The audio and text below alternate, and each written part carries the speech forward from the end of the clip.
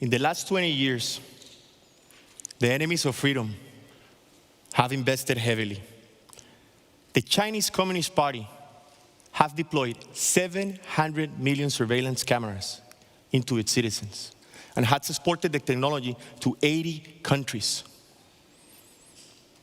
134 nations are now exploring programmable digital currencies. Currencies that can be switched off like this if you say the wrong thing. And in Tibet, 1 of every 3 citizens had the DNA collected by the state, including children of the age of 5. This is what a 20-year investment strategy in centralized state-controlled power looks like. It's a long-term strategy. And right now, unfortunately, my friends, it's winning.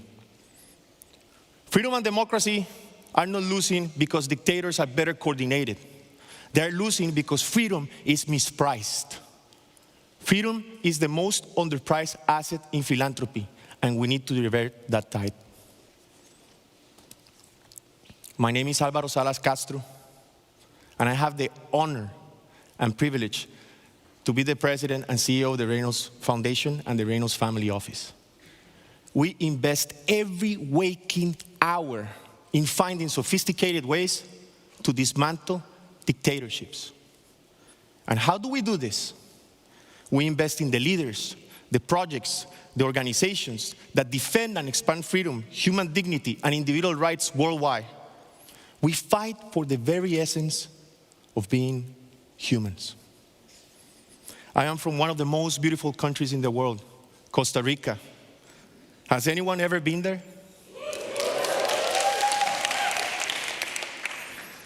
It is one of the last functional liberal democracies in Latin America. Most of our neighbors live under regimes that have crushed dissent in places where the narcos destroy the independence of the courts, and the world thinks that's somebody else's problem. I grew up in a working class family, but with the gift of the freedom of choice. And I came to see something philanthropy still misses. Freedom is not a cause among many.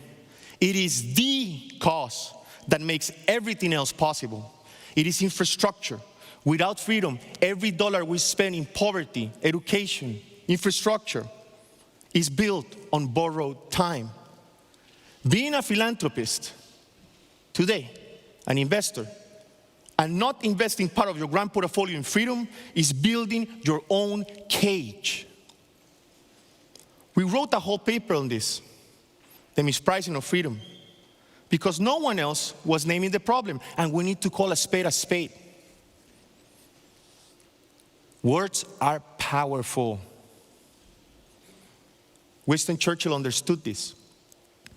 Words have the power to mobilize people into battle, and that's exactly what we're trying to do here today. To mobilize new philanthropic capital into the fight for freedom. We have been mispricing the market, and its freedom is guaranteed. Investing in freedom is not only a moral imperative, it's strategic. As a friend of mine says, freedom is like oxygen. You don't think about it until you don't have it. For the very first time in 2 decades, there are more autocracies than democracies. 92 autocracies, 87 democracies. Last year, almost $600 billion in philanthropic capital flowed to the United States, and only $3.4 billion of it reached freedom and democracy, a space that has been currently underfunded. Less than 1% of global philanthropy goes to freedom and democracy. And almost nothing from that 1% goes to freedom advocates in authoritarian regimes. Believe it or not, animal welfare has more resources than freedom, philanthropy, and democracy. That is the mispricing of our generation. How are we going to dismantle dictatorships with these kind of resources? How? We have a plan. 2 words: freedom, philanthropy. Freedom, philanthropy. Sounds like music, right?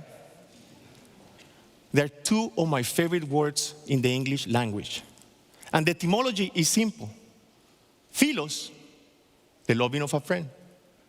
Anthropos, human being. Therefore, philanthropy is the love for humankind. And at the Reynolds Foundation, we believe that freedom is choosing your own path without coercion. It's choosing who you are without harming others. Every return an investor has generated in recent history rests on a single premise: rule of law, property rights, and the beauty of the free market. That foundation is freedom. In 2024, the Nobel Prize in Economics confirmed what classical liberals have known for centuries: good, robust institutions and governance are the drivers of prosperity. And we set out to measure how much. We call this a framework, Freedom Alpha, borrowing from finance literature. It treats freedom as an asset class with measurable returns, comparable interventions, and investment portfolio logic. What happens to a country where someone invests freedom philanthropy in it, and what happens when no one does? It's simple. We're trying to measure the gap between those 2 futures, one with new fresh resources and one without it. By building that measurement, we need the help of all of you in this room to make it statistically robust. And let me show you 3 examples of why measuring this is important. Venezuela, once one of the largest economies in Latin America, with one of the biggest oil reserves in the world, now a president in exile, 8 million people displaced, a GDP completely destroyed by 3/4, a currency debased, and hundreds of political prisoners. Bolivia. In 2009, Evo Morales tried to override a binding national referendum and claim a 4th term. Classic dictator's playbook. In 2025, young Bolivians in this room created Cuidemos el Voto, a citizen-led platform to respect the sanctity of the free will of the people, which is the right to vote. Aided by AI and by coding, also from Freedom Technologies in this room. And in Uganda, Museveni has ruled with an iron fist for almost 4 decades, until a pop star, Bobi Wine, mobilized the civic resistance, aided by Bitcoin, by coding, and an app called BitChat that allows them, the Ugandans, to talk to each other without using the internet. And in every of these cases, the cost of action at the beginning is a fraction of the cost of collapse at the end. If authoritarians and authoritarianism operates as a well-oiled machine, supporting freedom philanthropy requires an equally robust system. And at the Reynolds Foundation, we're turning that system into a portfolio of projects. We call them POPs. And it's called the Freedom Accelerator. It's a ready-made map for new philanthropists to understand where their capital can move the needle so they don't have to build it from scratch. Our Freedom Accelerator has 3 layers, each answering a different authoritarianism pressure point. The first layer is civics layer. We invest in the rule of law, in open society, in nonviolent tactics. One case study is the Freedom Academy. Just a few weeks ago, thousands of students in Colombia were trained with freedom principles and to mobilize to get out the vote. In lieu of the elections that just happened less than 24 hours before, where Gustavo Petro wanted to dismantle the rule of law in Colombia, we provided a counterweight to that. The second layer is the financial layer, inspiring freedom tech. An example, Agora from the World Liberty Congress. They use Nostr and build on that protocol and Bitcoin for activists in authoritarian regimes to move value, store value, share information without the fear of being captured or repressed or debanked. And the third layer is independent information layer. Here we focus on projects. We prioritize in data and research, journalism, and open source tools. These tools let citizens and activists and investors to make better decisions. The Freedom Accelerator is not a fundraising vehicle for the Reynolds Foundation. Quite the opposite. We deploy our own capital. It's a better portfolio of over 100 projects organized by risk, region, and scope. We have done all the due diligence, all the partnerships, vetted the families and other foundations so other new philanthropists in this room can join the ecosystem. And as I said, we can share the logic, the wins, the mistakes, the people behind it, and how do they do it. We at the Reynolds Foundation, we're not asking for your money. But the funding alone that we're providing is not enough to bring these guys down and to win this battle. We need you to join the fight. We need you to put new philanthropic capital and resources where we can defend freedom before it's too late. The traditional pipeline that funded civil society across dozens of countries for decades has been depleted. In the United States, Freedom and Democracy assistance has been cut by 75%. But there is a precedent for recovery. Look at this curve. 30 years ago, climate philanthropy looked like this, fragmented, no data, no framework, no common language. Today, it commands $5 billion annually in foundation grants alone, and has a seat in many policy tables and business tables around the world. Freedom philanthropy is at year 0 of that curve. It's not yet an asset class. It doesn't have a common language, doesn't have shared metrics or unified definitions. And our goal is to bring that 1% of global freedom philanthropic capital to 10% in the next 10 years. But building this field requires more than one foundation and a visionary family like the Reynolds to do this. We need all of you in this room. Everyone here is relevant. In the next 2 decades, $124 trillion will transfer from one generation to the next one. $124 trillion is the largest wealth transfer in human history. At the epicenter of this, there's 8,000 family offices. From those 8,000 family offices, 75% are philanthropic, but almost none of them provide resources into the freedom and democracy movement. That's an opportunity, but also that's the gap. Climate philanthropy had 20 years to build that infrastructure. We don't have 20 years. The task is making freedom investable right now. The time is now.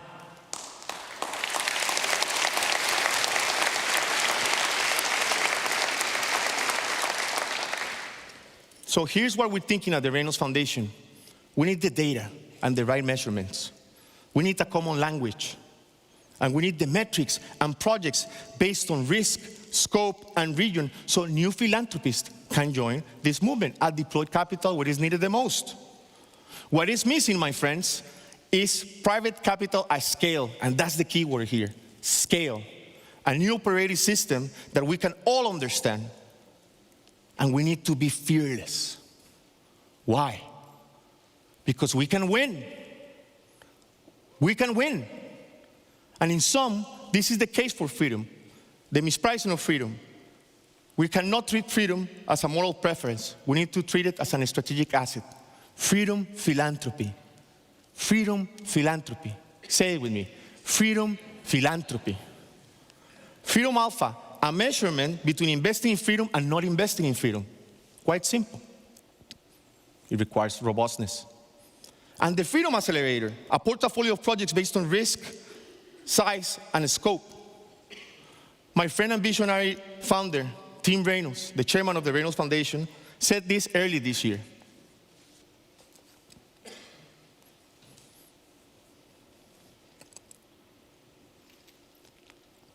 We're standing at an inflection point in human history. The rise of tyrants are again the biggest existential threat to humanity.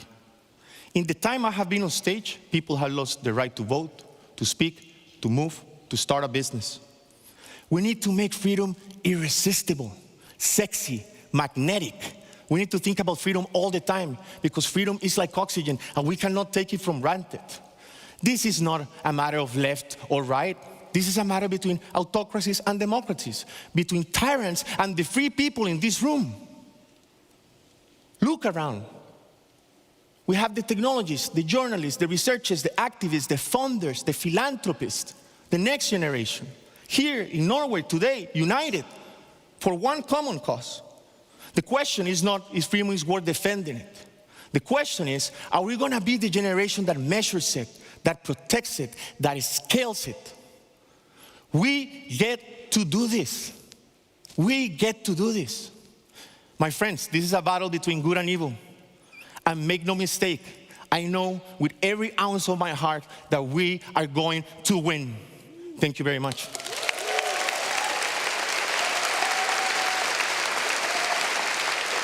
Thank you.